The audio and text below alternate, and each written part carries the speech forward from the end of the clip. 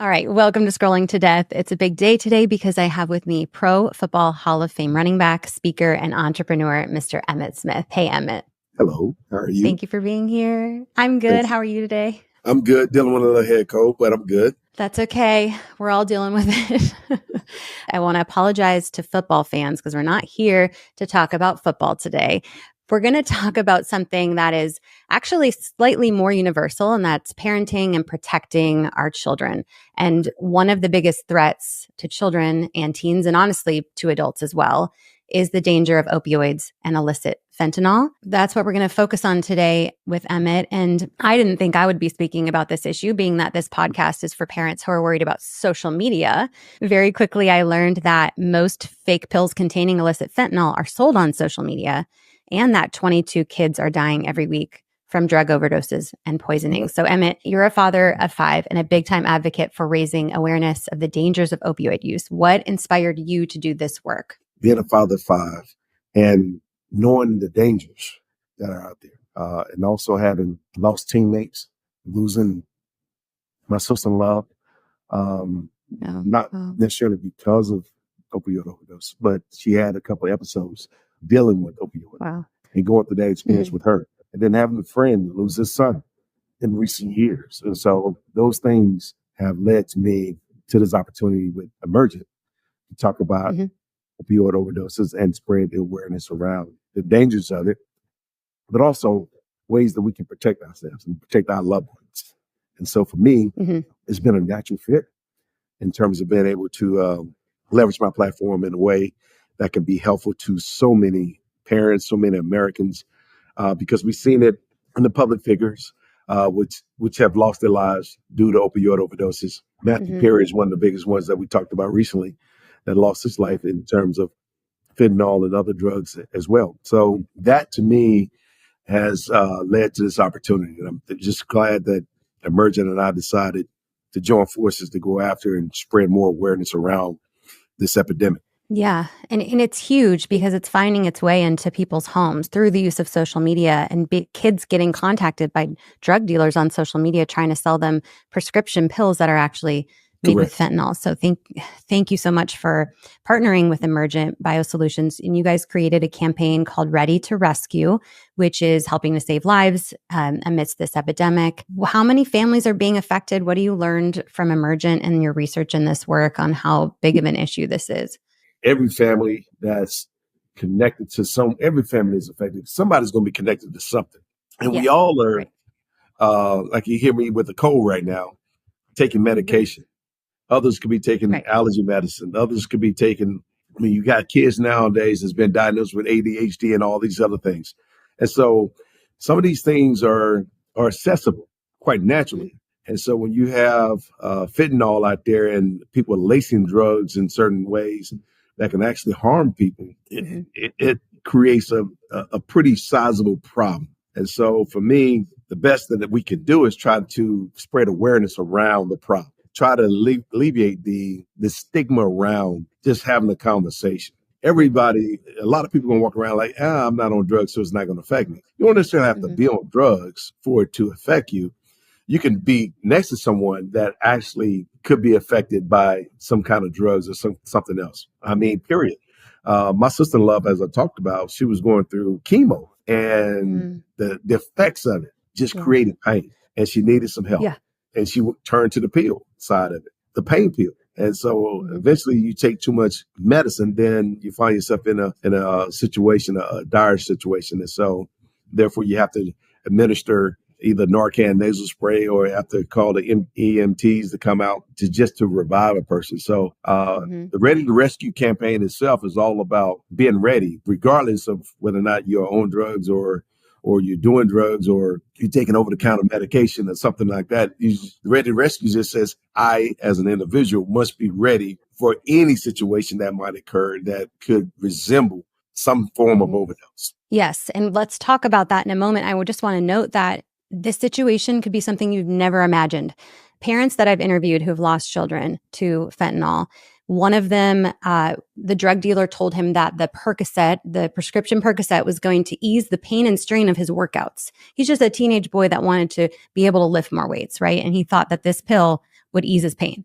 Another teenager just had a dental surgery and he had some pain and he got contacted on Snapchat by a drug dealer. So these are situations that could very easily be my kid or your kid just making a choice, thinking it's safe and it's not safe. So parents have to be prepared in case this is something that finds its way into their home. So can you help parents understand like the signs and symptoms of an overdose or poisoning? Well, some of the signs of an overdose could be non-responsiveness. It can be purple lips. It can be small pupils. I think the key for kids is to be able to have an open and honest relationship with their parents and not be so cagey or silent or behind the scenes and listen to their friend. What worked for another person is not always guaranteed to work for you. And so having that ability, if your kid is struggling with something, trying to create that relationship with your child is a challenge for all parents because we are the dumbest on the planet when it comes down to kids. You know, kids know, what do you know, mama? What do you know, daddy? Yeah. But we try our hardest and try to tell our kids. I try to tell my kids, don't take nothing from anybody. If you need something, please let us know. We can get it for you. And so I don't care if it's a melatonin, you don't do it unless you get it from us, et cetera. And so don't be buying anything online that you think is there and you don't know where it's coming from. And so for us, we try our hardest. I think most parents try their hardest to help police and protect our children. But social media and access to cell phones and apps and all kinds of things that created too many doors. And so there might need to be some kind of legislation around all of these doors that are open to all of us. Stimulation is everywhere on the cell phone. First of all, you turn it on. We use it for alarms. We use it to wake us up in the morning. We use it to schedule everything, emails, text messages, phone calls, Snapchats, you name it, Instagram, Facebook, all of that is all on the cell phone. And every last app has something unique to it. So access is coming through all of the applications that are on the cell phone. It's hard to try to police one thing. Right. And kids don't stand a chance because these apps are built to be addictive to them. And notifications are coming in, hundreds of notifications a day to kids. And so there is legislation called Kids Online Safety Act. Have you heard of that? I do now. Okay. Yeah. So Kids Online Safety Act, or KOSA, it passed in the Senate 91-3 2 months ago. And so it's in the House right now. And we need to put pressure on our representatives in the House, for listeners, to pass KOSA because it will allow us to remove some of the addictive features and put a duty of care on social media to keep our kids safe. So if they're recommending a drug dealer to our child and then our child takes that pill, they have some liability. They can't do that. So our kids can still seek stuff out, but they can't send it to our children.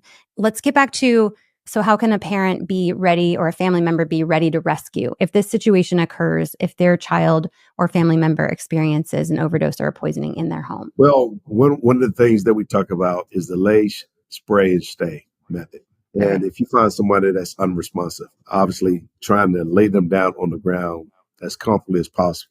Administer the NARCAN Nasal Spray in one of the nostrils. If you have 2 doses, then use the other doses in the other. And then call 911 and stay with that person until help gets there. That is the process that we're talking about that anybody can actually use. And you want to know how easy it is. It's like if you ever had aspirin in your nose and squirted that way, those things, that's how it can be used. It's the same method. I got a sample from somebody. It's I had to travel with it, so it's a little messed up, but it's easy. I mean, you look at it and you're like, oh, I could figure that out. No, not a problem. Yeah.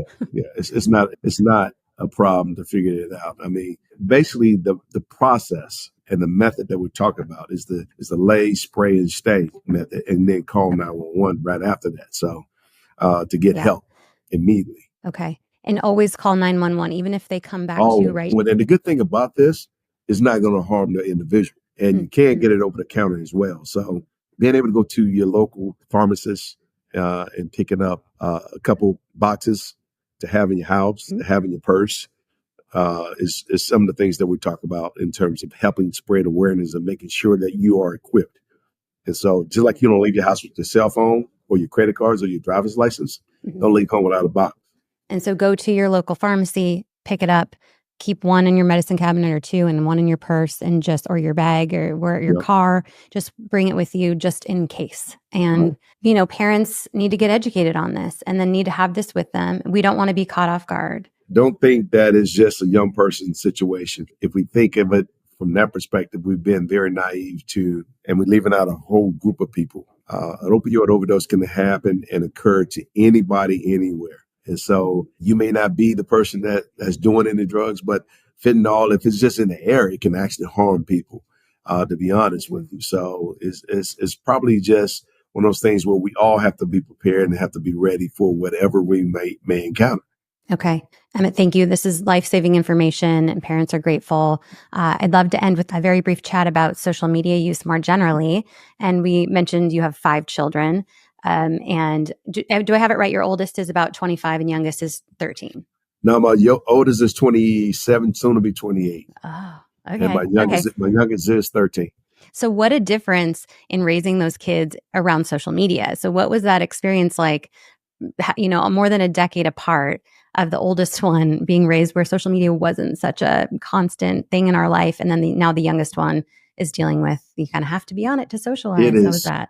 It is extremely hard, and especially when so many kids have cell phones these days. And it's the number one line of communications to another person, one way or the other, whether it's on cell phone or text messages. For example, I'm here in South Carolina. I called my son this morning about 6:30 or 6:45 to make sure that he was up and ready to go to school. And I sent him a text because I didn't reach him. I didn't reach him on his phone. So I sent him a text and to make sure that he was good to go. And he called me about 15, 20 minutes later, said I'm at school and everything cool. So it's our form of communication. And so back in the day, that can never have happened without technology. And so we want to use it for good. Most of us do use things for good. But then there are some out there that want to use things like this for bad. A drug dealer, for example, he has now access to our children through social media.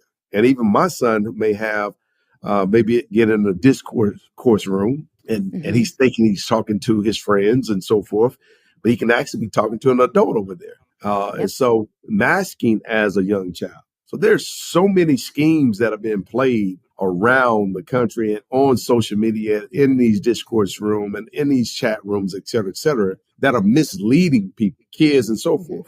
Social media itself, Instagram, you see a picture of someone and you think that person is happy. The reality of the fact is that person is posing for that moment.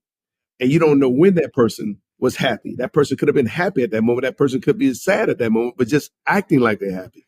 Just to get likes and just to get approval. So I think social media has a way of numbing the senses of who we are and giving this false illusion that the world is perfect. And the reality of the world is you have a bunch of evil people in the world that's trying to take advantage of misguided information, utilizing misguided information. Yeah.